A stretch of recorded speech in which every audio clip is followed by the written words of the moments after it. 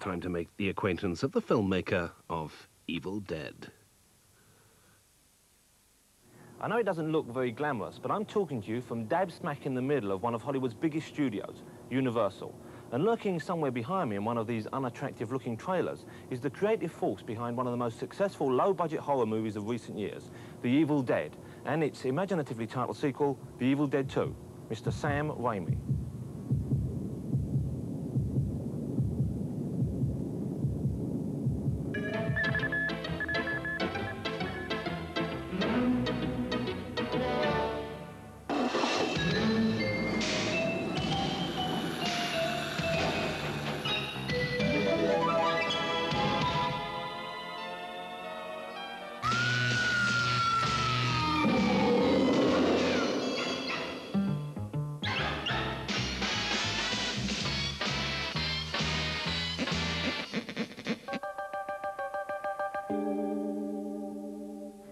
Say, I was just wondering, do they have blood banks in England? No. But they have a Liverpool. When The Evil Dead was released in 1982, it attracted rave reviews. Stephen King called it the most ferociously original horror film of the year. Yet the film had initially been turned down by every American distributor who had seen it. The Evil Dead was an independent production, financed by a group of doctors, lawyers and dentists from America's Midwest, and it marked the feature film debut of writer and director Sam Raimi, who remarkably was only 19 at the time. There are two schools of thought, I think, for horror filmmakers. One is that the audience can always create something more horrible than you can show them. And the other school of thought is show them, show them, show them, everything. And I believe that both is true. I believe the audience can come up with something more horrible in their minds than I can show them, provided they're given the raw materials to construct something.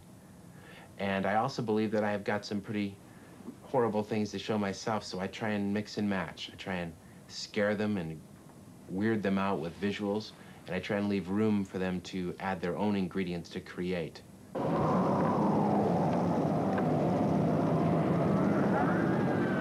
Although this was his first feature, Sam had already directed a handful of Super 8 movies, which had given him the chance to develop a distinctive and confident style.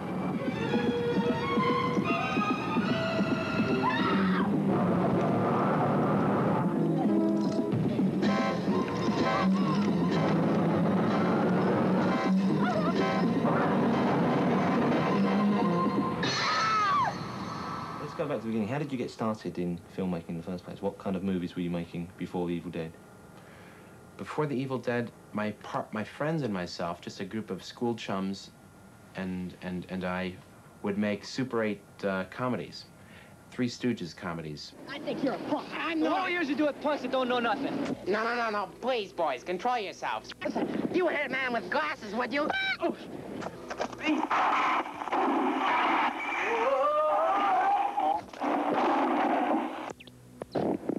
Oh, my glasses. Let's see. What? Ah! There they are.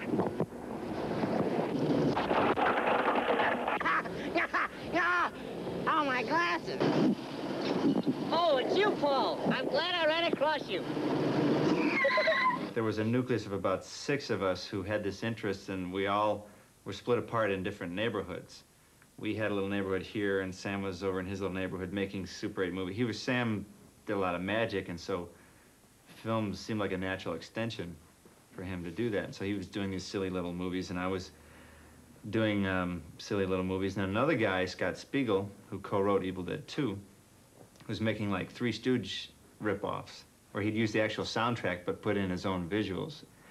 And then we kind of all hooked up in high school, and then we found that, you know, one guy had costumes and another guy had a good camera. So we combined all of our facilities, and then we were able to, on weekends, we just would go out and shoot. Bruce Campbell starred in every Super 8 movie that we made because, very simply, he was the good-looking one and still is. So he said, the girls like you, we'll put you in front of the camera. The girls don't like us, we'll stay behind the camera. And only when Bruce was unavailable would we put ourselves in front of the camera. But you show some raw acting ability in those. Why didn't you stay in front more? Why did you choose to direct? I don't think I showed any acting ability. And I stick my face in any movie that I can, truthfully, shamelessly, to get my mug on the screen. And this is for all the times you mistreated me. Hit him that hard? I didn't hit him that hard. I hit him like this. You did not. You hit him like this. No, it was more like this. Crazy. It was softer than that. It was like this. Will you stop?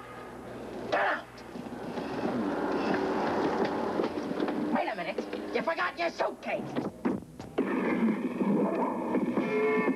Why are the Three Stooges such an influence on you? What do you like about them?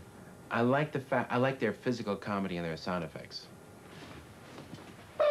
You know, the hyper-real shticks that they do. And they just make me laugh. They just make me laugh, and I've seen them make big audiences laugh in the theaters.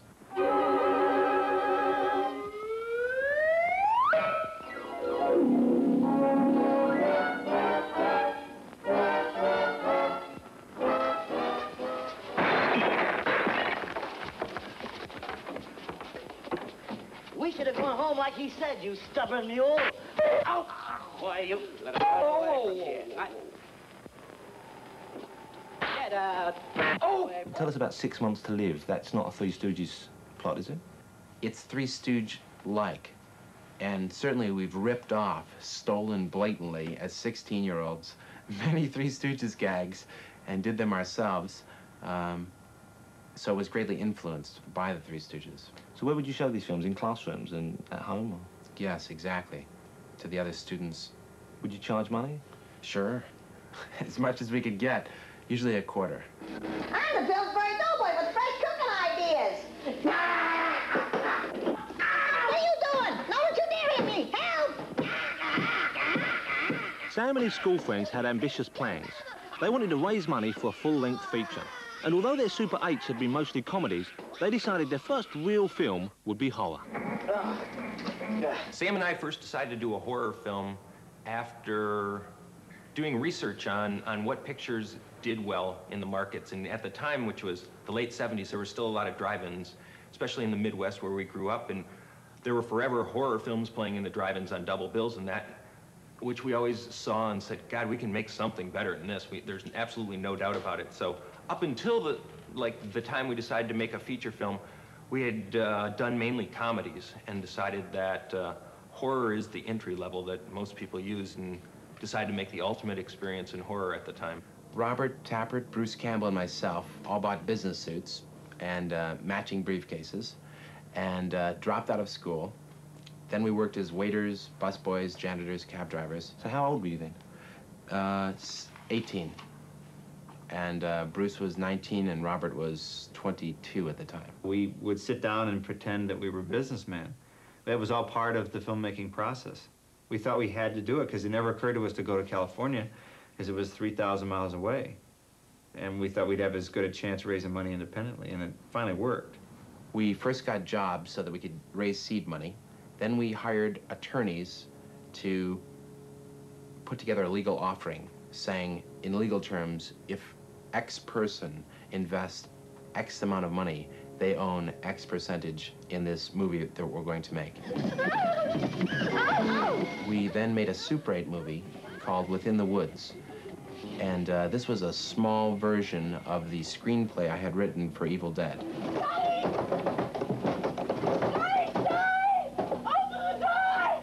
The reason we made this picture was to show the potential investors that these kids, us, that we could make a picture that worked, a horror movie that actually could scare them. I mean, that was our goal, at least. I hope it scared them.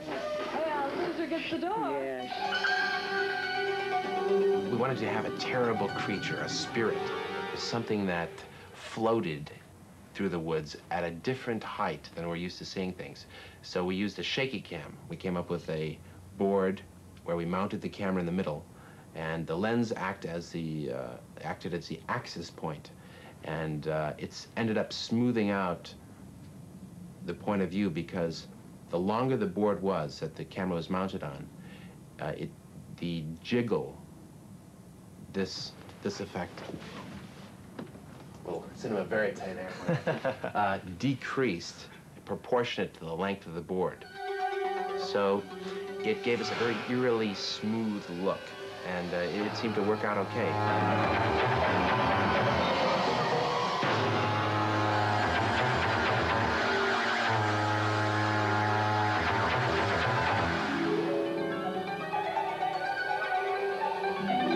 Within the Woods was made as the bait for potential investors, but the tricky part was to get them to watch it.